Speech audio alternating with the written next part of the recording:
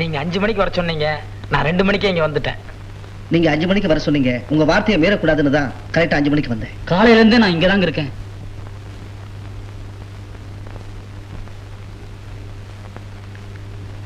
நீங்க 3 பேரும் என்ன காதலிக்கிறதா சொன்னீங்க.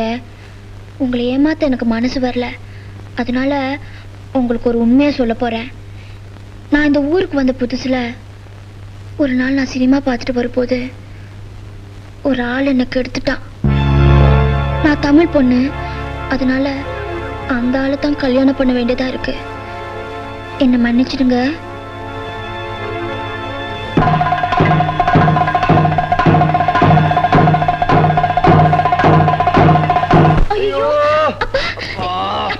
என்ன பாச்சி, தலையில எல்லாம் ஒரே கட்டா இருக்க. என்ன பாச்சி, பாருங்கக்கா, உட்காருங்க. என்ன பாச்சி, என்ன நடந்தது? முற்பகல் செய்யின் பிற்பகல் விளையும்னு சொல்லுவாங்க, கேளுங்க. மீதி அவரே விளக்கமா சொல்லுவாரு. நான் வர்றேன். அப்பா, என்ன பாச்சி? காலேஜ்ல இருந்து பஸ்ல வந்துட்டு இருந்தேனம்மா, வீதியில நடந்து வந்துட்டு இருந்தேன். வீதியில இருந்து நம்ம சந்து மோன திரும்பி இருப்போம்மா. தென்மேற்கு திசையில இருந்து 4 கற்கள் சர்ரு சர்ருன்னு மின்னல் வேகத்தை வந்து தாக்குச்சுமா. ஒவ்வொன்றும் செங்கல் மாதிரி இவ்வளவு பெருசு இருக்குமா. ஐயோ, உங்களை யாருப்பா கல்லால அடிச்சாங்க? உங்களுக்கு யாருப்பா எதிரி? நானும் அதே நோக்கத்தோட தாமா அப்படியே திரும்பி பார்த்தேன். தூரத்துல, வெகு தூரத்துல ஒரு உருவம் போயிட்டு இருந்துச்சுமா. அது வேற யாரும் இல்லம்மா, என்கிட்ட டியூஷன் படிச்சானே அந்த ராஜேந்திரம்மா. ராஜேந்திரனா? அவரே இப்ப உங்களை அடிச்சாரு? நானும் அதைத்தாமா நினைச்சேன். ராஜேந்திரா, இப்படி செய்யலாமா அப்படின்னு கேட்டேன். அங்கிருந்து வந்தாம்மா. காயத்துக்கு மருந்து போட போறான்னு நினைச்சேம்மா. பக்கத்துல வந்து நின்னா. தூரத்துல இருந்து அடிச்ச கல்லு சரியா பட்டிருக்கா சார் அப்படின்னு சொல்லி பக்கத்துல இருந்து 4 கல் எடுத்து சர்ரு சர்ருன்னு அடிச்சுட்டாமா. அப்பா, ஐயோ அப்பா. சரிப்பா, கொஞ்ச நேரம் நீங்க போய் படுத்து ரெஸ்ட் எடுத்துங்க. சரிம்மா, போங்க. திருச்சி இருந்து டிரான்ஸ்ஃபர் ஆகிற போது ஜோசியக்காரனை பார்த்தேன். வாழ்க்கையில போல நல்ல மாற்றங்கள் ஏற்பட போகுதுன்னு சொன்னான். முதல் மாற்றமே இப்படி ஆயிப்போச்சே.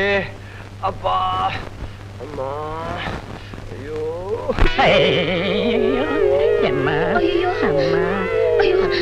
என்ன தாத்தாச்சி, என்ன எப்படி இருக்கீங்க?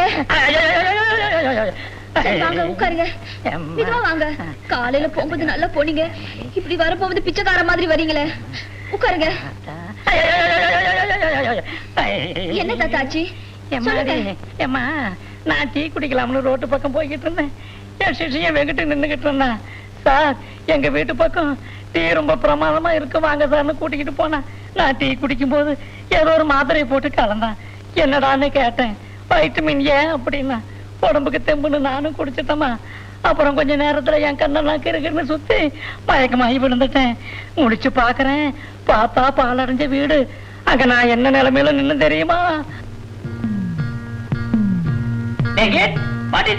என்னடா இதெல்லாம்? குருவே, என் ஆசீர்வாதம் பண்ணுங்க. நல்லா இரு, நல்லா இரு. ஐயோ அம்மா, என்னை எப்படி சித்தரா பண்ணிருப்பேன்.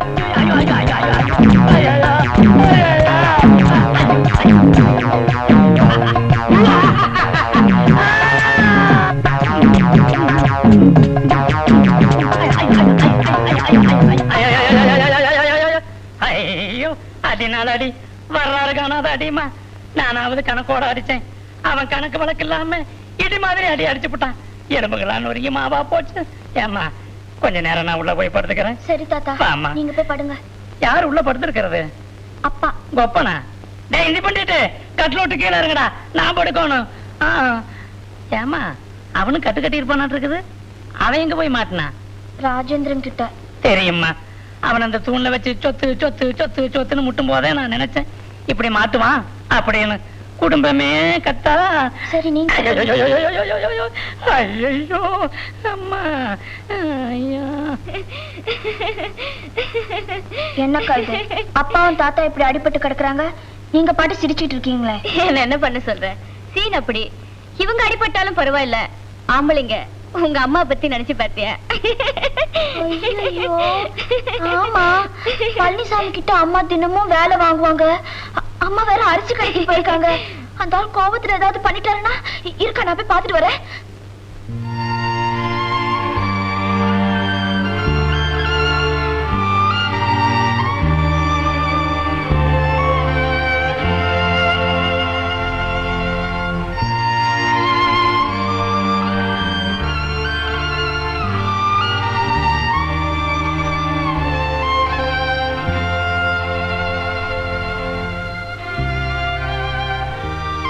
அம்மா வழியில யாரோ தெரிஞ்சவங்க வீட்டுக்கு போனாங்க, இதெல்லாம் உங்ககிட்ட கொடுத்துற சொல்லி சொன்னாங்க.